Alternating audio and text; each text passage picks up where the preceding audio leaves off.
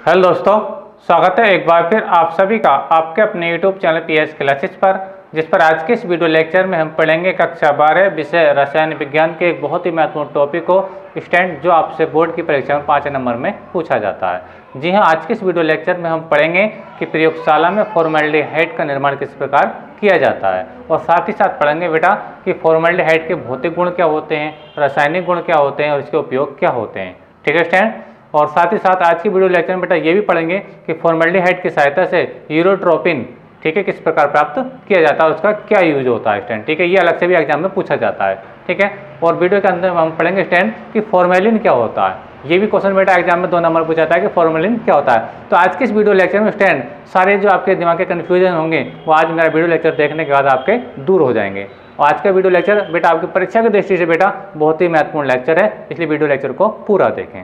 तो देखिए बेटा, तो सबसे पहले मैं ये बताऊंगा कि प्रयोगशाला में फॉर्मेल्डिहाइड जो बनाया जाता है उससे संबंधित जो डायग्राम में वो क्या होता है, उसके कौन कौन से पार्ट होते हैं, उसमें किस प्रकार की रिएक्शन होती है। अर्थात मेरा कहने का तात्पर्य ये है कि मैं सबसे पहले डायग्राम को समझाऊंगा, डायग्राम को समझाने के बाद फिर इससे संबंधित जो आपकी इंपॉर्टेंट केमिकल रिएक्शंस हैं उनको एक ट्रिक के माध्यम से समझाऊंगा स्टूडेंट। ठीक है, तो चलिए पहले डायग्राम को समझते हैं, उसके बाद इसकी केमिकल रिएक्शन को समझेंगे। तो देखिए स्टूडेंट, स्टार्टिंग होती है बेटा यहाँ से। सबसे पहले हम गोल पेंदी के फ्लाक्स में, गोल पेंदी वाले एक फ्लाक्स में हम लेते हैं मेथिल अल्कोहल। क्या लेते हैं बेटा? CH3OH, यानी गोल पेंदी के फ्लाक्स में क्या लेते हैं? मेथिल अल्कोहल लेते हैं। ठीक है, और उसको हम क्या रखते हैं बेटा? जल ऊष्मक पर रख देते हैं। जल ऊष्मक क्या होता है बेटा, इस बात को समझें। देखिए जैसे ये बर्नर देख रहे हैं आप लोग, तो इसका जो बर्नर का जो कॉन्टैक्ट होता है वो जल ऊष्मक से होता है। ठीक है, ये धातु का बना हुआ एक इस तरह के प्लेट जैसा एक बर्तन होता है जिसके अंदर क्या भरा होता है बेटा? जल भरा होता है। क्या भरा होता है बेटा? जल भरा होता है। और इसके जस्ट ऊपर क्या रखा होता है? आप देख रहे हैं गोल पेंदी का फ्लास्क रखा होता है। ठीक है, यानी हम कहने का चाह रहे हैं बेटा कि इस बर्नर का जो कॉन्टैक्ट है डायरेक्टली फ्लास्क के तली से नहीं है। ठीक है, ऐसा इसलिए बेटा क्योंकि अगर डायरेक्टली कॉन्टैक्ट में अगर हम इसको फ्लास्क को रख देंगे तो अधिकांश रिएक्शन होते समय बेटा ये होता है कि जो फ्लास्क होता है ये चटक जाता है इसकी ऊष्मा से। ठीक है, इसलिए हम इसको डायरेक्ट कांटेक्ट में नहीं रखते हैं, तो या तो जल ऊष्मक का यूज करते हैं या फिर बालू ऊष्मक का प्रयोग करते हैं। बालू ऊष्मक क्या होता है कि वो इस टाइप का बनता है, उसके अंदर रेत भरी होती है। क्या होती है बेटा? रेत भरी। ठीक है, तो पहले आपका यहाँ पे जल गर्म होगा, उसके जल गर्म होने के बाद जो हीट आएगी वो कहीं आपके फ्लास्क पर आएगी। ठीक है, अब समझ में आ रहा होगा। अब चलिए मैं आपको समझा रहा हूँ। तो सबसे पहले हम क्या करते हैं, एक गोल पेंदी वाले फ्लास्क में मेथिल अल्कोहल लेते हैं जिसे हम जल ऊष्मक पर रख देते हैं। ठीक है, अब जल ऊष्मक पर रखने के बाद बेटा हम इस बर्नर की सहायता से इस जल ऊष्मक को पहले गर्म करते हैं। और जो ये जैसे जैसे जल ऊष्मक गर्म होता है स्टैंड, जैसे जैसे जल ऊष्मक आपका गर्म होगा तो इसकी हीट कहाँ आएगी बेटा? इस फ्लास्क की तली पर आएगी। यानी ये फ्लास्क भी क्या हो जाएगा बेटा? गर्म होना शुरू हो जाएगा। और जब ये फ्लास्क गर्म होना शुरू हो जाएगा स्टैंड, ठीक है, तो ये जो इसके अंदर मेथिल अल्कोहल भरा है, ठीक है, इसके अंदर वाष्प बनना शुरू हो जाएगी। अर्थात मेथिल अल्कोहल की वाष्प यानी भाप बनना शुरू हो जाएगी। तो जैसे ही मेथिल अल्कोहल की भाप बनना शुरू होगी तो क्या करते हैं बेटा, ये जो आप पंप देख रहे हैं, क्या देख रहे हैं बेटा? पंप देख रहे हैं। ये पंप क्या करता है, ये जो आपके चारों ओर की, नहीं हमारे जो चारों ओर की जो वायुमंडल की जो आपकी वायु है उसको कहता है बेटा, जो खींचना शुरू कर देता है, यानी वायु को इधर से खींचना शुरू कर देता है। जैसे कि आप देख रहे हैं इस नली के माध्यम से वायु इसके अंदर एंट्री करती है। ये कार्य कौन करता है? ये पंप की सहायता से कार्य होता है। ठीक है स्टैंड। तो जैसे इस मेथिल अल्कोहल की वाष्प बनेगी तो इस पंप को स्टार्ट कर देते हैं और यहाँ से वायु को खींचना स्टार्ट कर देते हैं, यानी यहाँ से इस नली से वायु इसके अंदर एंट्री करना शुरू कर देती है स्टैंड। ठीक है, तो यहाँ पे जब वायु आएगी तो मैंने बताया कि यहाँ पे मेथिल अल्कोहल की वाष्प तो पहले से बनी है और ये वायु इधर से आ रही है, तो वायु और मेथिल अल्कोहल का मिश्रण इस नली से होते हुए प्लेटिनम एस्बेस्टोस की जाली में प्रवेश करता है। एक बार फिर समझें, जैसे मेथिल यहाँ पे मैंने आपको बताया मेथिल अल्कोहल की वाष्प और ये वायु जो आ रही है, ठीक है, इन दोनों का मिश्रण इस नली से कहाँ एंट्री करता है बेटा? प्लेटिनम एस्बेस्टोस की एक जाली होती है जो इस अभिक्रिया में उत्प्रेरक का कार्य करती है। तो जब वो इसके अंदर प्रवेश करती है और इस जाली का जो टेम्परेचर रखा जाता है इस बर्नर की सहायता से वो कितना रखा जाता है बेटा? 200 से 250 डिग्री सेल्सियस रखा जाता है। ठीक है, तो जैसे जब आपकी वायु और ऑक्सीजन, यानी वायु की ऑक्सीजन, ठीक है, ये जाली से गुजरती है तो ये जो मेथिल अल्कोहल है ये फॉर्मेल्डिहाइड में क्या होता है बेटा? ऑक्सीकृत हो जाता है। यानी इस जाली से गुजरते ही क्या होता है कि जो आपका फॉर्मेल्डिहाइड था वो काय में चेंज होता है, मेथिल अल्कोहल था वो आपका फॉर्मेल्डिहाइड में गैस के रूप में, काय के रूप में बेटा? वाष्प के रूप में चेंज हो जाता है। ठीक है, इस जाली से गुजरते हुए। ठीक है, अब देखिए जैसे ही इस जाली से गुजर कर आएगा कौन? वायु और मेथिल अल्कोहल का मिश्रण, तो बनेगा मेथिल अल्कोहल की वाष्प। ठीक है, वाष्प बनेगी। तो ये वाष्प इस नली की सहायता से कहाँ आती है, इस नली के माध्यम से कहाँ आती है, ग्राही में आती है। कहाँ आती है बेटा, ग्राही में। वो ग्राही में पहले से हम क्या रखते हैं बेटा, जल भर कर रखते हैं, ठीक है, जल भर कर रखते हैं। तो जो जैसे आप देख रहे हैं HCHO की वाष्प मैंने लिख भी रखा है, ठीक है। जब ये वाष्प इसके अंदर आएगी, ठीक है, तो ग्राही में क्या है बेटा, आपका जल भरा रखा, तो जो आपकी वाष्प है वो जल में क्या हो जाएगी, जल में घुलने के बाद वो एक द्रव अवस्था में आ जाएगी। अर्थात कहने का मीनिंग बेटा ये है कि जो आपकी फॉर्मल्डिहाइड की जो वाष्प है, ठीक है, जल उसको अवशोषित करेगा और उसको द्रव अवस्था में ले आएगा। अर्थात यहाँ पे जो प्राप्त होगा आपका फॉर्मल्डिहाइड का जलीय विलयन प्राप्त होगा। अभी आपको समझ में आया होगा। एक बार फिर से बता रहा हूँ कि इस जाली से निकलते हुए, ठीक है, आपका मेथिल अल्कोहल काय में चेंज हो जाएगा, फॉर्मल्डिहाइड की वाष्प में चेंज हो जाएगा, और वही वाष्प इस नली के माध्यम से होते हुए ग्राही में आएगी। ग्राही में पहले से हम जल भर कर रखते हैं, तो जल इसको अवशोषित कर लेता है फॉर्मल्डिहाइड की वाष्प को, तो उसको द्रवावस्था में ले आता है। इस प्रकार हमें फॉर्मल्डिहाइड का जलीय विलयन प्राप्त होता है, ठीक है स्टैंड। अब फॉर्मल्डिहाइड के जलीय विलयन को हम क्या कहते हैं बेटा, फॉर्मेलिन कहते हैं। क्या कहते हैं बेटा, फॉर्मेलिन। फॉर्मल्डिहाइड का ऐसा विलयन होता है बेटा जिसमें 40% क्या होता है, फॉर्मल्डिहाइड होता है, और शेष मात्रा जल की होती है। और आपसे पूछा जाए, काफी बार पूछा भी गया कि फॉर्मेलिन क्या होता है, तो फॉर्मेलिन जो होता है बेटा, फॉर्मल्डिहाइड का जलीय विलयन होता है जिसके अंदर 40% क्या होता है, फॉर्मल्डिहाइड होता है, और शेष मात्रा जल की होती है। तो स्टैंड आई होप कि ये इसकी क्रियाविधि आपको बेटा समझ में आई होगी। तो स्टैंड अगर क्रियाविधि आपको समझ में आई है तो आप लोगों से मेरा विशेष रिक्वेस्ट ये है बेटा कि प्लीज़ वीडियो को लाइक कर दीजिए और कमेंट करके बताइए कि आपको ये लेक्चर कैसा लग रहा है। चलिए अब इसके आगे आप बताते हैं इसी जो इंपॉर्टेंट केमिकल रिएक्शंस है कि केमिकल रिएक्शन में कैसे समझेंगे कि फॉर्मल्डिहाइड बन रहा है स्टैंड, ठीक है। चलिए शुरू करते हैं। तो देखिए, तो जैसे मैंने बताया, सबसे पहले स्टार्टिंग कहाँ से होती है बेटा, मेथिल अल्कोहल से होती है। कहाँ से होती है बेटा, मेथिल अल्कोहल से। तो देखिए, हम देखिए मेथिल अल्कोहल को लेंगे पहले। मेथिल अल्कोहल का सूत्र होता है CH3OH। देखिए मैं ट्रिक से समझा रहा हूँ, मैं CH3 कैसे लिख रहा हूँ, ठीक है। अधिकांश बच्चों को CH3 एक साथ लिख करके समझ में नहीं आती रिएक्शन हुई कैसे, ठीक है। CH3 और ये क्या बेटा आपका OH, और ये क्या बेटा आपका मेथिल अल्कोहल है। क्या बेटा, मेथिल अल्कोहल, शॉर्ट में लिख देते हैं, ठीक है। प्लस अब मेथिल अल्कोहल, और इधर से कौन आती है, वायु, यानी ऑक्सीजन आती है। ध्यान से समझें, इस ऑक्सीजन को मैं नवजात ऑक्सीजन के रूप में लिख रहा हूँ अभी फिलहाल, नवजात ऑक्सीजन, ठीक है। अब इन दोनों का जो मिश्रण है वो कहाँ था बेटा, इस जाली के अंदर आता है। इस जाली का ताप कितना था, 200 से 250 डिग्री सेंटीग्रेड रहता है। चलिए मैं लिख देता हूँ, मैं 2 से ही मान लेता हूँ, ठीक है, 200 डिग्री सेंटीग्रेड। और जाली का क्या होती है बेटा, प्लेटिनम एसिडोक्साइड यानी PT, ये उत्प्रेरक का कार्य करती है। तो होता क्या है स्टैंड, बात को समझे स्टैंड। तो मैंने क्या बताया, यहाँ पे फॉर्मल्डिहाइड की वाष्प बनती है, ठीक है। वाष्प बनने का इसके अंदर क्या होता है, जल भी होता है ना। अब जो बनने वाला है फॉर्मल्डिहाइड भी बनेगा और जल भी बनेगा। तो देखिए समझे, तो देखिए पहले हम बनाते हैं जल की बात। तो जल को चल में ये प्लस लगा दिया मैंने ताकि आपको बेटर समझ में आए। देखिए ये OH ही है और एक H ही है ना, बात समझ में आ रही है। चाहे आप ऐसा समझ लो, देखिए एक H ही है और OH ही है, तो ये कुल मिलाकर जल का एक अणु बनाएंगे, जल का एक अणु बनेगा, यानी यहाँ से आपका एक जल का अणु बन जाएगा। ध्यान से समझे स्टैंड, ये जल का एक अणु बनेगा। तो मान लीजिए मैंने बेटा जल का अणु बेटा वो आपका ये लिख दिया, अभी क्वेश्चन में आ रहा होगा। अब आपका बचा क्या, HCH और O, और यही सूत्र होता है फॉर्मल्डिहाइड का, HCHO, यही तो सूत्र होता है। इसको तोड़ कर लिखना चाहो तो कैसे लिखेंगे, HC, कार्बन और ऑक्सीजन के बीच में आप जानते हैं पहले से हमेशा से डबल बॉन्ड होता है, और ये H, तो बात तो वही है, चाहे HCHO लिख लो चाहे इस रूप में लिख लो। यहाँ तो बचेगा HCH और ये O, तो आपका बेटा बनेगा HCHO, और बेटा इसी का नाम है फॉर्मल्डिहाइड। इसी का नाम क्या बेटा, ये फॉर्मल्डिहाइड है, फॉर्मल्डिहाइड,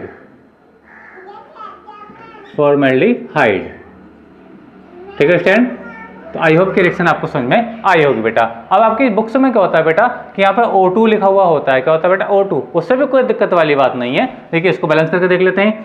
देखिए अगर मैं यहाँ 2 लगा देता हूँ, क्या लगाता हूँ बेटा 2, तो मुझे यहाँ भी 2 लगाना पड़ेगा, यहाँ भी मुझे क्या लगाना पड़ेगा, 2 लगाना पड़ेगा। यानी ऑक्सीजन के कितने हो गए, 2 एटम हो गए, 2 नवजात ऑक्सीजन। तो इस वाले O को बेटा और 2 आना लगा के इसको ऐसे भी लिख सकते हैं, ठीक है। जो अभी बता रहा था वो भी ठीक था, ये भी ठीक है बेटा, ठीक है। फिर इधर भी आप 2 लगा लीजिए, समीकरण फिर खुद ब खुद बैलेंस हो जाएगी।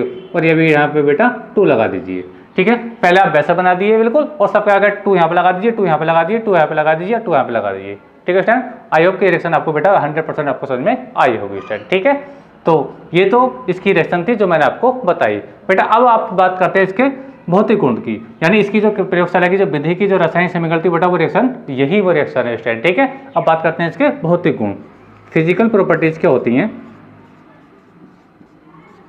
समझते हैं। देखिए भौतिक गुण को समझे बेटा, फिर इसके बाद हम केमिकल रिएक्शन, केमिकल प्रॉपर्टी समझेंगे, रासायनिक गुण समझेंगे। तो भौतिक गुण बेटा ये है कि ये जो फॉर्मल्डिहाइड होता है सामान्य ताप एवं दाब पर, ठीक है, क्या होती है, तीक्ष्ण गंध वाली गैस होती है। बात को समझें, जैसे मैंने बताया कि सामान्य ताप और दाब पर क्या होती है, यहाँ पे वाष्प के रूप में, तो वाष्प के रूप में बनाता है ना। तो पहला गुण आप लिखेंगे बेटा कि ये मैं केवल बता रहा हूँ, लिख नहीं रहा हूँ, आप चाहें तो नोट कर सकते हैं, इसको केवल समझ सकते हैं। ठीक है, सामान्य ताप पर फॉर्मल्डिहाइड, ठीक है, क्या होती है, तीक्ष्ण गंध वाली एक गैस होती है। ठीक है, दूसरा गुण लिख सकते हैं, जिसे ठंडा करके द्रव अवस्था में लाया जाता है। ठीक है, ऐसे लिख लीजिए। फिर तीसरा गुण इसका ये लिख सकते हैं बेटा कि ये जो फॉर्मल्डिहाइड होता है जल, एल्कोहल, ईथर सब में क्या होता है बेटा, विलय होता है ना। तीसरा गुण ये भी लिख सकते हैं कि ये जो फॉर्मल्डिहाइड होता है जल में भी विलय होता है, ऐसे एल्कोहल में विलय होता है और ईथर में भी पूर्ण विलय होता है। ठीक है स्टूडेंट, आपको समझ में आया होगा स्टूडेंट। ठीक है, अच्छा, तो ये तो मैंने बताया इसके भौतिक गुण। तो देखिए भौतिक गुण तो अधिकांश पूछे नहीं जाते हैं, लेकिन रासायनिक गुण बहुत ज़्यादा पूछे जाते हैं। कम से कम 2-3 रिएक्शन तो पूछी ही जाती हैं जब ये डायग्राम आपसे पूछा जाता है।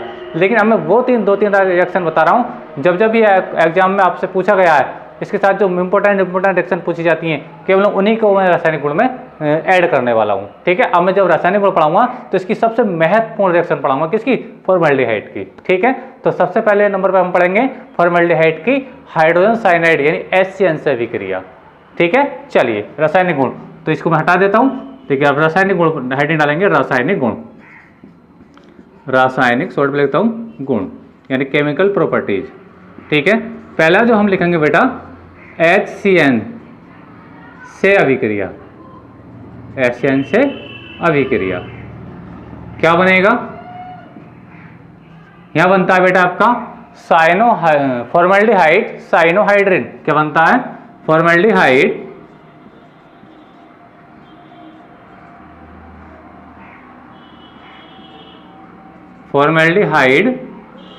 Cyanohydrin, cyanohydrin. ठीक है, कैसे बनेगा समझते हैं। देखिए, यानी कहने का मीनिंग ये है, जब मैं फॉर्मल्डिहाइड की अभिक्रिया कैसे कराऊंगा, HCN से कराऊंगा, तो मुझे क्या प्राप्त होगा, फॉर्मल्डिहाइड साइनोहाइड्रिन प्राप्त होगा। देखिए रिएक्शन क्या होती है, फॉर्मल्डिहाइड यानी क्या होता है HCHO, HCHO चाहे इस रूप में लिख लो चाहे इस रूप में लिख लो। चलिए मैं इससे समझा देता हूं। देखिए H, कार्बन और ऑक्सीजन के बीच में डबल बॉन्ड और ये H, और यही क्या होता है, इसका क्रियात्मक समूह होता है HCHO। ठीक है, इसकी रिएक्शन किससे हो रही है बेटा, HCN से, HCN से। ठीक है, कार्बन की बैलेंसी बेटा पूरी है, क्योंकि कार्बन और नाइट्रोजन के बीच में ट्रिपल बॉन्ड होता है। कितना बॉन्ड है, ट्रिपल बॉन्ड होता है, और कार्बन और हाइड्रोजन के बीच में सिंगल बॉन्ड होता है। ठीक है स्टूडेंट, तो देखिए कहने का मतलब, तो ये बॉन्ड बेटा यहाँ से टूटेगा, कहाँ से टूटेगा, ये बॉन्ड बेटा यहाँ से टूट जाएगा आपका। ठीक है, जब ये बॉन्ड यहाँ से टूटेगा तो ये जो CN है बेटा कहाँ पर अटैक करेगा, यहाँ पे इस कार्बन पर आकर अटैक करेगा। जब ये इसके साथ बॉन्ड बनाएगा तो इसके 5 बंद आपको दिखाई देंगे। देखिए समझे बात को, मैं रिएक्शन आगे करा रहा हूँ। देखिए पहले जो चीज़ें वैसे लिखिए, आप हाइड्रोजन को ऐसे लिख दीजिए और ये कार्बन को ऐसे लिख दीजिए और ये हाइड्रोजन आप ऐसे लिख दीजिए। स्टैंड, अब यहाँ से कौन आएगा टूट करके, CN आप आकर अटैक करेगा, क्या, CN। अब देखिए ये डबल बॉन्ड पहले से आप देख रहे हैं स्टैंड, तो होगा कि जब ये इसके 5 बंद हो गए तो ये वाला जो बॉन्ड है बेटा ये ऊपर शिफ्ट हो जाएगा, ऊपर शिफ्ट हो जाएगा, अर्थात इसके यहाँ पे माइनस चार्ज आएगा। क्या होगा बेटा, माइनस चार्ज यहाँ पे आ जाएगा। ठीक है, और जब ये माइनस चार्ज आएगा तो इसको कौन बैलेंस करेगा, ये जो आप हाइड्रोजन देख रहे हैं, ये जो आप हाइड्रोजन देख रहे हैं, तो यही हाइड्रोजन कहाँ आएगा बेटा, इस ऑक्सीजन पर आकर अटैक कर देगा। तो यहाँ पे क्या बन जाएगा बेटा, आपका OH बन जाएगा। क्या बन जाएगा बेटा, OH। और ये क्या था बेटा, सॉरी CN था आपका, मैंने CH लिख दिया, माफ कीजिए, CN। तो इसी का नाम बेटा आपका फॉर्मल्डिहाइड साइनोहाइड्रिन। क्या इसका नाम, फॉर्मल्डिहाइड साइनोहाइड्रिन। जहाँ हमने क्या देखा, हमने फॉर्मल्डिहाइड, आप इसका नेम लिख सकते हैं रिएक्शन। ठीक है, फॉर्मल्डिहाइड की रिएक्शन मैंने किससे कराई बेटा, इसकी HCN यानी हाइड्रोजन साइनाइड से कराई, तो आपका क्या प्राप्त हुआ, मैं इसका जो मैंने प्राप्त उसका नाम लिख देता हूँ, फॉर्मल्डिहाइड साइनोहाइड्रिन। यानी ये जो नाम है वही नाम इसके नीचे आप लिख सकते हैं स्टूडेंट। ठीक है, आई होप के समझ में आ चुका होगा। ठीक है, अब हम बात करेंगे बेटा कि फॉर्मल्डिहाइड से यूरोट्रोपिन किस प्रकार प्राप्त किया जाता है ना। यूरोट्रोपिन का दूसरा नाम है हेक्सामेथिलीन टेट्राएमीन, हेक्सामेथिलीन टेट्राएमीन, जो अक्सर एग्जाम में बहुत ज़्यादा पूछा जाता है। और फॉर्मल्डिहाइड की सबसे इंपॉर्टेंट रिएक्शन यही है जो अब मैं पढ़ाने जा रहा हूँ आप लोगों को। तो चलिए अब मैं देखिए इसको थोड़ा रफ कर रहा हूँ, आप चाहें तो इसका स्क्रीनशॉट ले लीजिए। अब मैं बनाऊंगा फॉर्मल्डिहाइड से यूरोट्रोपिन। चलिए मैं इसको रफ कर रहा हूँ। चलिए आप इसका स्क्रीनशॉट ले लीजिए। चलिए मैं इसको रफ कर रहा हूँ। देखिए दूसरे रासायनिक गुण में अब ले रहा हूँ। एक रासायनिक गुण मैंने बता दिया, कम से कम बेटा 3 रासायनिक गुण, आप ज़्यादातर तो 2 पूछे जाते हैं, लेकिन आप 3 रिएक्शन भी याद कर लेंगे तो आपके लिए फायदा ही फायदा है बेटा, है ना। तो देखिए अब हम रिएक्शन कराएंगे हम किससे, इसका दूसरा जो गुण है, दूसरा जो रासायनिक गुण है उसमें आप कराएंगे हम फॉर्मल्डिहाइड की अमोनिया से अभिक्रिया। किससे? अमोनिया, NH3 से अभिक्रिया। अमोनिया से अभिक्रिया कराएंगे तो आपका बनता है बेटा हेक्सामेथिलीन टेट्रामीन। क्या बनता है बेटा? हेक्सामेथिलीन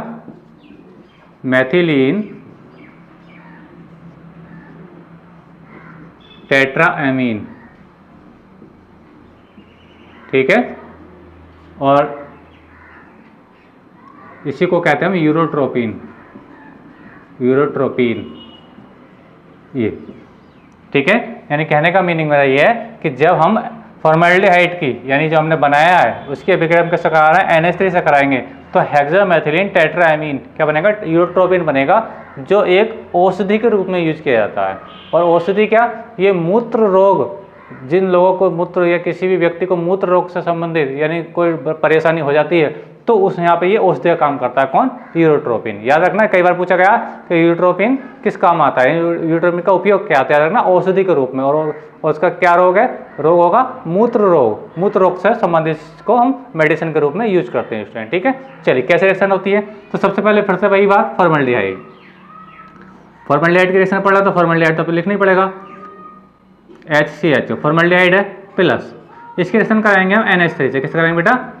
NH3 से, ठीक है। आप पहले रिएक्शन को बना दीजिए, फिर मैं इसको पूरा करके दिखाऊंगा आपको, ठीक है। तो देखिए ये, तो सबसे पहले आप क्या बनाएंगे?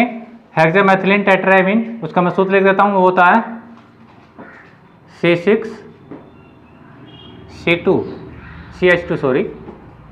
CH2 का होल 6 और ये N4, ठीक है। इसी का नाम है हेक्सामेथिलीन टेट्रामीन, हेक्सामेथिलीन टेट्रामीन। और आपका बनता है बेटा वाटर। क्या बनता है बेटा? आपका जल, यानी H2 बनता है, ठीक है। अब देखिए इसको बैलेंस करके मैं बता रहा हूँ। देखिए हेक्सामेथिलीन, हेक्सा का मतलब 6 होता है तो 6 यहाँ लगा दीजिए। हेक्सामेथिलीन टेट्रा, टेट्रा के लिए 4 आता है तो 4 यहाँ लगा दीजिए, ठीक है। आपको समझ में आ रहा होगा। तो ये 6 तो बेटा आपका यहाँ आ गया। और देखिए यहाँ पे हाइड्रोजन कितने आपके? 6 तो नहीं, 12 हाइड्रोजन तो ये हो गए, ठीक है। अब हाइड्रोजन कितने? 1 2 हाइड्रोजन है, 2 की गुणा 6 से 12 हाइड्रोजन ही हो गए, और 4 के 12 ही हो गए, तो कुल मिलाकर 24 हाइड्रोजन हो गए। अब यहाँ पर हाइड्रोजन कितने? 6 तो नहीं, 12 हाइड्रोजन तो यूज हो गए, ठीक है। अभी 12 रह गए तो यहाँ पे 6 लगा दीजिए। जब ये 6 लगाएंगे तो 6 तो नहीं 12 ये भी हो जाएंगे, ठीक है। तो आपका जो आप इस टाइम जो कंडीशन है आपकी सेमी का बिल्कुल बैलेंस है, ठीक है। आपको हम जो आप फॉर्मल्डिहाइड के 6 मॉलिक्यूल लेंगे और अमोनिया के 4 मॉलिक्यूल लेंगे, ठीक है स्टूडेंट। पर नाम में आ रहा हेक्सामेथिलीन टेट्रामीन, हेक्सा और टेट्रा को याद कर लेना, हेक्सा के लिए 6 लगा देना और टेट्रा के लिए 4 लगा देना, ठीक है। रिएक्शन खुद ब खुद बैलेंस हो जाएगी स्टूडेंट, ठीक है। और इसी का जो नाम है बेटा वो क्या है? यूरोट्रोपिन है। चाहे ये लिख लो हेक्सामेथिलीन टेट्रामीन, चाहे यूरोट्रोपिन लिख देता हूँ मैं। क्या लिख देता हूँ? यूरोट्रोपिन। और याद रखना बेटा ये बहुत ही इंपॉर्टेंट यौगिक है जिसका यूज औषधि के रूप में होता है मूत्र रोग से संबंधित बीमारियों के लिए, ठीक है। यूरोट्रोपिन, आई होप के समझ में आया होगा, ठीक है स्टूडेंट। तो स्टूडेंट एक इसकी रिएक्शन ये हुई, और एक रासायनिक गुण और बता रहा हूँ जो बहुत ज़्यादा एग्जाम में पूछा जाता है। यानी अब हम करने जा रहे हैं फॉर्मल्डिहाइड की टोलन अभिकर्मक से अभिक्रिया। चलिए देखते हैं इसको क्या होती है। तो आई होप की रिएक्शन आपको समझ में आया। अब इसका भी स्क्रीनशॉट ले, चलिए मैं नीचे लिख देता हूँ, शायद रिएक्शन आ जाएगी। तो देखिए तीसरा है आपका टोलन अभिकर्मक, टोलन अभिकर्मक सूत्र होता है इसका Ag2O से अभिक्रिया। इसे हम रजतीकरण अभिक्रिया के नाम से भी जानते हैं। अगर आपसे पूछा जाए कि रजतीकरण अभिक्रिया क्या होती है तब भी इसको लिख सकते हैं स्टूडेंट, ठीक है। अभिक्रिया मेन प्रोडक्ट क्या प्राप्त होगा आपका? फॉर्मिक अम्ल। क्या प्राप्त होगा बेटा? फॉर्मिक अम्ल प्राप्त होगा, HCOOH प्राप्त होगा स्टूडेंट, ठीक है। देखिए रिएक्शन करा रहा हूँ। सबसे पहले हम फॉर्मल्डिहाइड HCHO ये फॉर्मेल्डिहाइड है, यानी मैंने इसको खोल कर लिख दिया, चाहे आप SCHO आप ऐसा भी लिख सकते हैं स्टूडेंट, ठीक है। अच्छा, रिएक्शन आप किससे कराएंगे बेटा, Ag2O से, Ag2O सिल्वर डाइऑक्साइड, ठीक है, सिल्वर डाइऑक्साइड या टोलन अभिकर्मक। तो होता क्या है, देखिए रिएक्शन कैसे होगी, समझिए बात को। यहाँ पे देखिए ऑक्सीकरण होगा, यानी ये वाला ऑक्सीजन इस हाइड्रोजन के साथ आकर बॉन्ड बना लेगा, ये हो जाएगा HCO और ये OH हो जाएगा, ये वाला O इसके साथ आ जाएगा H के आगे, देखिए कैसे ये हो जाएगा, देखिए HC डबल बॉन्ड और ये O, ठीक है, और ये क्या हो जाएगा बेटा, OH हो जाएगा, क्या हो जाएगा बेटा, OH। आई होप को समझ में आ रहा होगा स्टूडेंट, ठीक है। और आपका क्या बचा, देखिए ये OH तो इसका आ गया, अब ये Ag2 रह गया, Ag2 यानी इसका मतलब हो गया ये सिल्वर का काला अपक्षेप होता है, यानी 2Ag, ठीक है, इसको बोलते हैं रजत दर्पण, क्या बोलते हैं बेटा, रजत दर्पण, ठीक है। और आपसे कभी ये पूछ लिया जाए कि रजतीय कण अभिक्रिया क्या होती है, तब भी इसको लिख कर आ सकते हैं बेटा। और आपसे पूछा जाए कि क्या होता है जब फॉर्मेल्डिहाइड के विघटन टोलन अभिकर्मक से कराते हैं, ठीक है, तो तभी हम इसको लिख करके आ सकते हैं स्टूडेंट। तो ये आज का वीडियो लेक्चर था बेटा, इसके 3 रासायनिक गुण ये हुए, ठीक है। अब इसके मैं उपयोग बता देता हूँ, उपयोग अभी रह गए स्टूडेंट, ठीक है। अब हम पढ़ेंगे इसके उपयोग यानी यूजेज। तो स्टूडेंट याद रखना, कम से कम इसकी 2 केमिकल रिएक्शन याद करके जरूर जाएं। जब भी ये क्वेश्चन आता है तो कम से कम 2 केमिकल रिएक्शन यानी 2 रासायनिक गुण से आपसे पूछे जाएंगे। तो उपयोग में लिखेंगे, पहला इसका उपयोग है स्टूडेंट, देखिए सबसे पहले लिखेंगे इसका चमड़ा उद्योग में, चमड़ा, इसका जो उपयोग है मेन वो है चमड़ा उद्योग, चमड़ा उद्योग में लिखेंगे, ठीक है। दूसरा है इसका बेटा, इसका बेकेलाइट प्लास्टिक बनाने में, एक प्लास्टिक होता है बेकेलाइट, है ना, बेकेलाइट नाव प्लास्टिक बनाने में, ठीक है। तो शॉर्ट में लेता हूँ बेकेलाइट प्लास्टिक बनाने में, ठीक है स्टैंड, बनाने में, ठीक है। और तीसरा इसका उपयोग ले सकते हैं बेटा, तीसरा वो अभी मैंने लिखा है यूरोट्रोपिन बनाने में। और यूरोट्रोपिन क्या होता है बेटा, एक ऐसा यौगिक होता है जिसका प्रयोग हम औषधि के रूप में करते हैं। तो 3 उपयोग लिख सकते हैं, यहाँ लिख सकते हैं यूरोट्रोपिन बनाने में, यूरोट्रोपिन आप शॉर्ट में मैं लिख रहा हूँ, बाकी आप तुम लिख सकते हो स्टैंड, ठीक है। तो इसके रासायनिक गुण थे, 3 रासायनिक गुण, तो सॉरी 3 उपयोग मैंने बताए, 3 रासायनिक गुण बताए मैंने, और इसकी संबंध रिएक्शन मैंने ये बताई, और इसका जो डायग्राम था बेटा ये समझाया। तो उम्मीद करता हूँ स्टैंड कि वीडियो आपको ये पसंद आया होगा। अगर वीडियो आपको पसंद आया तो आप लोगों से विशेष रिक्वेस्ट है बेटा कि प्लीज़ चैनल को सब्सक्राइब कर लीजिए, क्योंकि मैं अपने चैनल पर केवल बोर्ड परीक्षा 2021 के केवल इंपॉर्टेंट क्वेश्चन की वीडियो बना रहा हूँ, चाहे वो फिजिक्स हो चाहे वो केमिस्ट्री हो। और आप लोगों को अगर कोई वीडियो बनवाना है अपनी रिक्वेस्ट पर तो प्लीज़ मुझे कमेंट करके बताइए, मैं आपके टॉपिक को वीडियो बना दूंगा। मिलेंगे अगले वीडियो में, तब तक के लिए धन्यवाद।